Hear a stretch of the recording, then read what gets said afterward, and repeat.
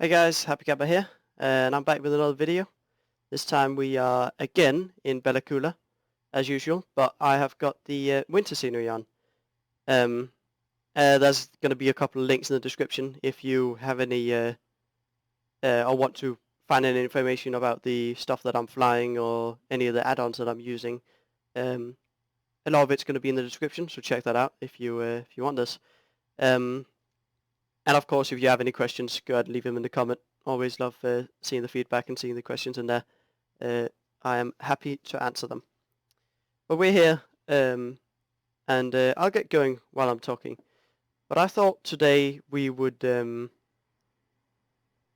some auto rotations, practicing some autos. I am in the AS350. The stuff that I'm going to be talking about is not specific to the AS350. A lot of it can be applied to most helicopters in most auto rotation scenarios. So keep that in mind. I'm sure a lot of you have heard the the normal auto rotation. All you have to do in the auto rotation is lower collective, aim for the point where you want to land, and then flare while putting in collective to spin the landing. And while that's true, it's not entirely that simple. When you train it a lot, and when you train it enough, you don't think about it, and it's going to be that simple. But starting off, there's going to be a lot of small adjustments and things that you're going to have to kind of get used to and get into your muscle memory, so that when something happens, if something happens, you can react to it effectively and fast without having to think too much about it and not damaging the helicopter in the process. That's why we train it. So, or damaging yourself, of course. Keep in mind, this is all in a simulator, and I don't fly helicopters in real life currently. Not a helicopter pilot by any means, but I just really love flying in simulators, and I want to share some of the experience and knowledge that I've gotten off of the internet. A lot of the stuff that I've kind of figured out here has been either by reading the manual on the AS350, which anybody can go and do. It's a very short manual. It doesn't include as much of the stuff as as I would think that it should. But that's not important because a lot of the information can be found on the internet. Which I've looked on videos on YouTube of people recording them being trained by a qualified flight instructor, and the CFI instructing them how to perform a safe and safe auto rotation in a scenario. So kind of the things that I want to show you with this is the three stages that you've kind of got in an auto rotation. Stage 1 being entering the auto rotation, so the entry. Stage 2 being the finding a spot to land, steering towards it, and keeping a certain speed, which is going to be your best glide ratio and the best speed to enter the flare. And then phase 3 going to be the flare and the touchdown. I'll quickly show you an auto rotation. This is not going to be a full down. This is going to be a simple auto rotation where I'm going to put in the throttle again at the middle of the flare, which is going to allow the engine to spool up to the speed of the rotors and keep the rotors spinning as soon as I put in collective. That's going to mean that I don't have to actually land the helicopter. I can just enter a hover when that's done. We're going to come in at cruise speed. It's always good to train that because you have a lot of speed to work with, and you'll have to, that's usually when you'll kind of have an engine failure. As biggest chance of you being in the middle of a cruise. Alright, I'm going to put out the throttle, lower the collective, see rotor RPM drops. It now spikes up, so I'm going to put in a bit of collective to keep the rotor RPM under control. Don't want to have the rotor overspeed, then the rotor blades will fly off, and that's going to be even worse than having lost an engine. So we try to not do that. Right now I'm pitching for 65 knots, so looking at my airspeed. Oh, lowering collective a bit then because we're getting a bit slow on the rotor RPM. Looking at my airspeed and just keeping about 65 knots here. Not worrying about the rotor RPM being too low because that comes back in the flare. So 65 knots, pretty good. Keep that all the way down, almost like you're crashing into the ground, and then you're going to start flaring. You start the flare. I'm going to put in the throttle here in the flare. Collective gets raised, and we're in a hover. Alright, I'll get in position again, and I'll talk a bit about the individual phases. So I'll see you in a second. Alright guys, so I'm back. We're now on the left downwind for the runway, and I'm going to talk about the three phases. Course formation phase 1 being entering the auto-rotation, so we'll focus on that a bit. When entering auto-rotation, there's going to be a couple of things that you have to watch out for. One is as soon as that throttle gets killed, which simulates that the engine loses power, as soon as that gets killed, you need to lower collective. You don't want to do it too fast though. You don't want to just whack the collective down as fast as you can with all your full force, because that will whack the helicopter around, because that's some extreme change of conditions on the rotor head that you don't want. That's going to make the helicopter very unstable. So be smooth and be kind of certain, but don't be too fast. Of course, you don't want to do it too slow either, but you can still maneuver with quite low rotor RPM, and as long as you're level flight or you've got a level attitude, your rotor RPM is going to be able to spike back up quite easily as long as you don't get it below the red mark. If you don't know, rotor RPM and engine RPM are the ones showed here. The left needle or the left bar that's going up, that's the engine RPM, and the right one is the rotor RPM. Rotor RPM is what you watch out for in an auto-rotation, since that's what you want to make sure doesn't get too low or too fast. You're able to see the two red marks on there, one for high rotor RPM and one for low rotor RPM. Keep it within those two and you're good. There's not really any problem as long as you keep it within them two. When you have lowered the collective, lower the throttle, and your rotor RPM starts climbing back up into the green, you want to give a bit of a bump on the collective, we like to call it, and giving it a bump is just going to mean raising the collective just a little bit. It's going to make sure that your rotor blades don't overspeed, because overspeeding your rotor blades is obviously not something you want. That'll just make the whole situation a lot worse. We'll try that. We'll try the entry. Important thing is you keep the helicopter level, have your eyes outside in VFR conditions, and make sure that you don't get the helicopter out of control or get it in a too hard bank angle or crazy attitude. Keep it level, keep it steady, and watch your rotor RPM. So we'll be able to enter the auto-rotation in just a second. We're at 1,100 feet. That's pretty good for entering. We're at 120 knots, which is the cruise speed. Coming over the river, and about over the river, a bit past, we will cut the throttle. We'll do that now. Throttle's out. Rotor RPM is coming down. The rotor RPM is in the yellow. Now it's coming up in the green, and there I gave it a little bit of a bump. Now I'm going to start slowing down. Keep the helicopter level, but with a bit of a back attitude. It's going to slow us down and keep us at that golden 65 knots. 70 to 65 knots is how you're going to glide the best and is the best speed to enter the auto-rotation in. So now that you're at 65 knots and you're keeping that by keeping your pitch down, watching out you don't get too slow on the rotors. You want to keep some rotor RPM in there, but you're going to get a lot of the rotor RPM back in the flare. So in the flare, we're coming down, and it might look scary because we're approaching quite fast, but you have got a lot of energy in your speed and in your rotors that you don't have to worry about it. Quite low to the ground, see how our rotor RPM spiked up. So put in a bit of the collective throttle there, raise the collective and get us back up.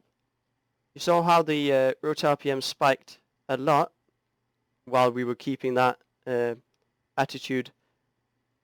That's how you get your rotor RPM. You really don't want to have too high of a rotor RPM on the way down, because you will overspeed the rotors, and worst case scenario, you will have the rotor blades fly off, and you can potentially damage the helicopter if you pass that red mark.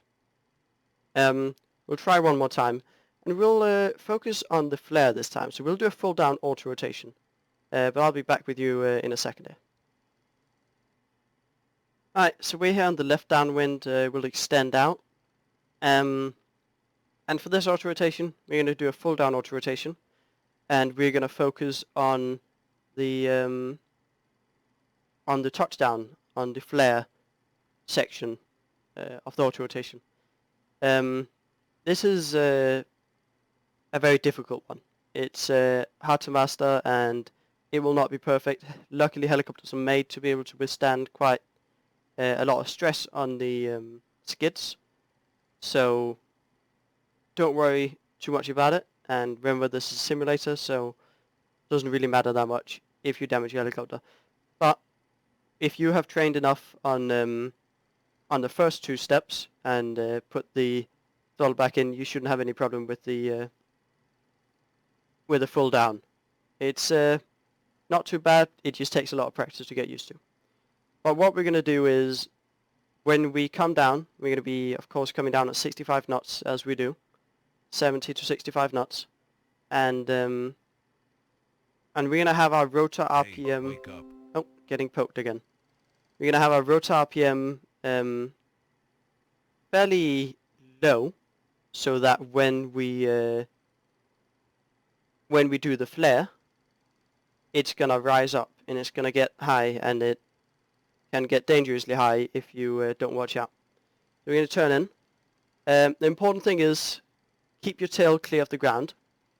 With that, we do about 40 to 50 feet off the ground, so we'll do about treetop level. We can keep our treetops on either side of the airfield. At this airfield, we can keep that as a reference point. So 40 to 50 feet off the ground, we'll flare, and we'll keep bringing it back, and we'll do it slowly. If you do it too fast, it's going to jerk the helicopter, and you're going to lose control. So you don't want to do that. You want to do it slowly and steadily. So as you're bringing it back, you're going to get to a point where you can feel the helicopter start descending. Even though you might have 20, 30 degrees nose up attitude, it's going to start descending. That's when you want to level out and put in collective slowly. Alright, so we're at 1,000 feet, and we'll come over this clearing down here, and then we'll enter the auto rotation at cruise speed. Also, it's exactly cruise speed at 1,000 feet. Coming over the field opening, and we'll collective out. Oh, throttle out, sorry, collective coming down. Now giving the collective a bump. Slowing the helicopter down. See, we're almost not descending right now, because pulling back and using a lot of that speed to get altitude. So we'll start nosing down a bit to slow off on the decelerating.